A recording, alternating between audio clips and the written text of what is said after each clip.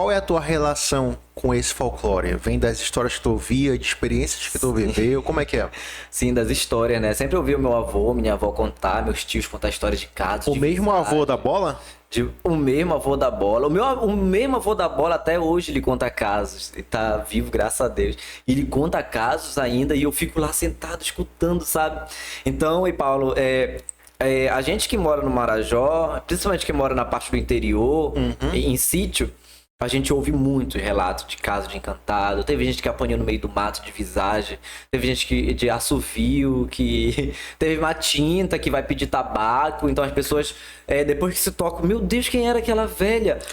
Olha, era uma tinta. E tu consegue contar alguma dessas histórias? Tu lembra alguma pra poder contar pra gente? Tipo, de Matinta, se... Sim, de Matinta tem, né? Lá no sítio Manauaçu, que é um sítio onde eu passei a minha infância inteira, né? Eu era uma criança muito levada, chamava muito palavrão, era macho, leva. Então eu passei minha infância inteira lá. E lá eu aprendi muita coisa, escutei muitas coisas. Então lá tinha Matinta, tinha Boto. E um caso de Matinta Pereira, que teve lá no Manauaçu, né? É de uma senhora que ela foi pedir mesmo lá na casa, onde moravam os vizinhos lá. O meu avô Luizão, ele morava numa casa, tinha um vizinho que morava na outra, que era da dona Joana lá. Então, foi uma senhora pedir tabaco lá, né? Eles deram de bom grado, né? Tinha tabaco, deram pra ela. E depois ela saiu, desceu no terreiro e foi embora. E depois eles tocaram, que poderia ser a Matinta Pereira, né? Relatos de Curupira também. Meu primo conta que eles saíram, né, pro mato pra caçar ele, mais um outro amigo dele, um outro primo dele.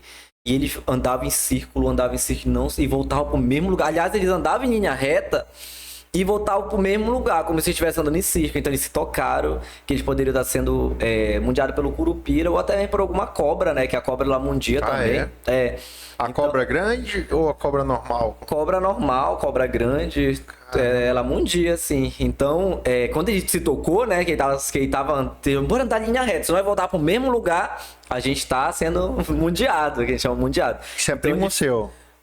O meu primo, o Lucas, que conta essa história. Aí, eles foram andando em linha reta e quando eles voltaram no mesmo lugar, eles pegaram, sabe o que tem que fazer nessa hora? Tu pega uma rama de açaizeira, né? Uma folha de açaizeira, tu enrola bem, faz como se fosse uma pecúnia.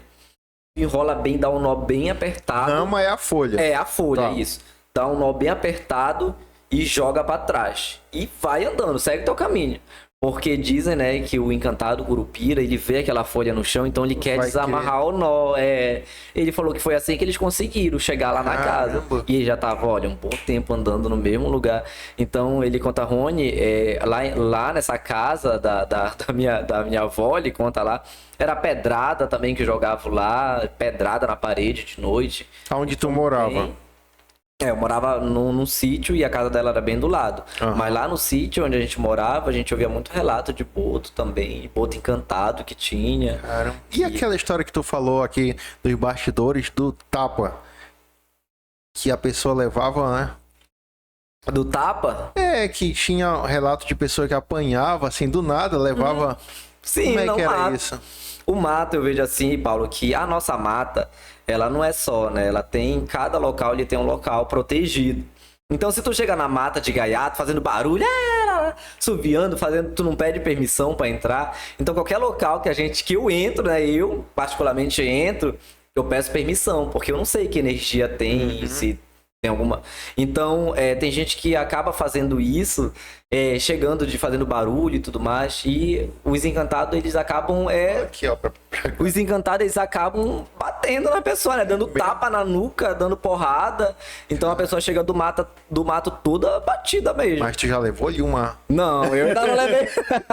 Não, pode Eu acho trazer pra cá, ó. Deixa ele aqui, só que tá saindo. Eu acho que se eu levasse pelo menos uma bufetada assim na nuca... Ia ficar traumatizado. Eu acho que... Nunca mais eu ia entrar no... É muito forte. A nossa região do Marajó, ela tem uma energia muito forte, assim, sabe? Em relação de encantado, encantado, das encantarias, né?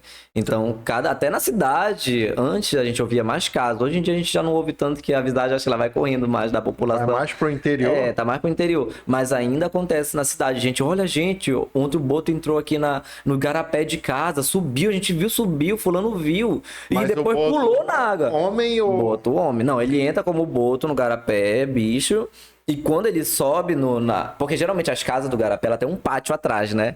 Então, quando ele sobe já em formato de homem. Caramba, então, e tem gente que dorme, né, fora, né, na varanda, e quando acorda vê aquilo. É esse encantado, né?